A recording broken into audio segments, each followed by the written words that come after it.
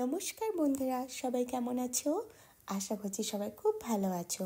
Blogs ওয়ার্ল্ডে তোমাদের সবাইকে স্বাগত। চলে এসেছি তোমাদের কাছে নতুন একটি ব্লগ ভিডিও নিয়ে। আমার সকালটা কেমন কাটে সেটাই তোমাদের সাথে শেয়ার করব।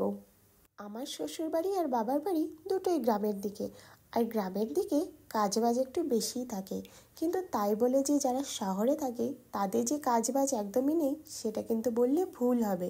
গ্রাম বলো আর শহর বলো, সংসারের কাজ তো সব জায়গাতেই এক। আমি তো ভাবি গ্রামের দিকে থাকাই বরং আরও ভালো। একসাথে সবাই থাকলে কাজটাও ভাগ হয়ে যায়, কষ্টটাও কম হয়। আমি যেহেতু এখানে একা থাকি তাই সংসারের সম্পূর্ণ দায়িত্বটাই কিন্তু আমার ওপরে থাকে।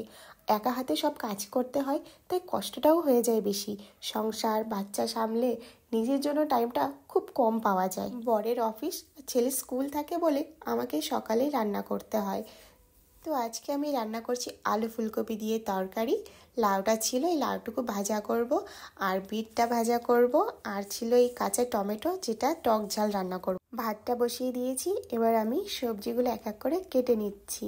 তো মাথায় আসলো যে আলু ফুলকপিটা একটু মশলা দিয়ে করব, তো একটু টাইম লাগবে, তো আমি তত সময় ভাজাটা বসিয়ে দিই। তত সময় এপাশে ভাজাটা হয়ে যাবে আর আমার ওইদিকে সবজিটা কাটা হয়ে যাবে। তো একদিকে ভাত হচ্ছে আর একদিকে আমি ভাজাটা তুলে দিলাম। ভাজা হতে হতে এদিকে আমার সবজি কাটাও হয়ে যাবে। যেহেতু আমি বলেছিলাম আমার শ্বশুরবাড়ি গ্রামের দিকে, তো গ্রামের দিকে কিন্তু ভাতটাই বেশি খায়।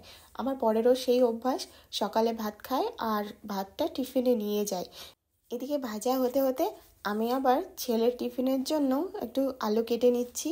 একটু ভাত দিয়ে ডিম দিয়ে সব ফ্রাই করে দেবো, মানে একটু পোলাও টাইপের টিফিনটা করে দেবো। ওকে এক এক দিন এক এক টিফিন দিই, তো আজকে ভাতটাই দিচ্ছি। আর এই সাইডে আমি আবার ওই বিট গাজর যে ভাজাটা ছিল সেই ভাজাটা তুলে দিলাম। আর ওদিকে ততক্ষণে আলু ভাজাটাও হয়ে এসেছে। আজকে যেহেতু একটু টাইম কম ছিল তাই রুটিটা করিনি, ওকে রুটি সবজি করে দিই।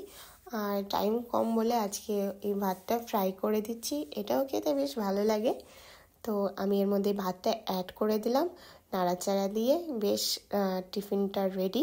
আমি এদিকে রান্নায় ব্যস্ত থাকি বলে ওর বাবা ওকে খাইয়ে ওকে স্কুলের জন্য রেডি করে দেয়, সেই জন্য অনেকটা আমার হেল্প হয়। তো টিফিন আমি প্যাক করে দিচ্ছি, আর বাকি একটু ছিল, খিদে লেগেছিলো আমার খুব, সেই জন্য আমি একটু খেয়ে নিচ্ছি। কাঁচা টমেটোটা এরকম ঝাল ঝাল করে রান্না করে কে কে খাও অবশ্যই কমেন্টে জানিও।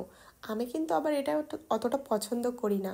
আমার ওই পাকা টমেটোর চাটনিটাই মিষ্টি মিষ্টি করে যেটা রান্না করা হয় ওটাই ভালো লাগে খেতে। এগুলো আবার আমার শ্বশুরবাড়ির লোকেরা বেশি ভালো খায়, টক ঝাল টাইপের জিনিসগুলো। তো রান্নাবান্না সব কমপ্লিট করে বড় অফিস চলে গেছে, ছেলে স্কুলে চলে গেছে। এবার আমার ছোট ছেলে ডিউটি শুরু। এই যে এখন আবার ওনাকে আমি খাওয়াতে বসলাম। ওনাকে খাওয়াতে খাওয়াতে আমার 1 ঘন্টা টাইম লেগে যায়, কারণ একদমই খেতে চায় না। দেখেই বুঝতে পারছো ও একদমই খেতে চায় না, অনেক জোর করে করে ওকে খাওয়াতে হয়। এই সকালে সমস্ত কাজ সেরে খাইয়ে দাইয়ে মানে সব কমপ্লিট করতে করতে ঠিক 12টা বেজে যায়। 12টার পরে গিয়ে আমি একটু রেস্ট পাই। তারপরে আবার কি, তার মধ্যে আবার ফেসবুকের কাজও করতে হয়। এটা তো গেল শুধু সকালের কাজ, বাকি তো সারাদিন পড়েই রয়েছে। এইভাবেই আমার সারাদিন ছুটোছুটি করতে করতে দিনগুলি কাটে। ভিডিওটি দেখার জন্য সবাইকে অসংখ্য ধন্যবাদ। সবাই খুব ভালো থেকো, সুস্থ থেকো। দেখা হবে আবার পরের ভিডিওতে। টাটা।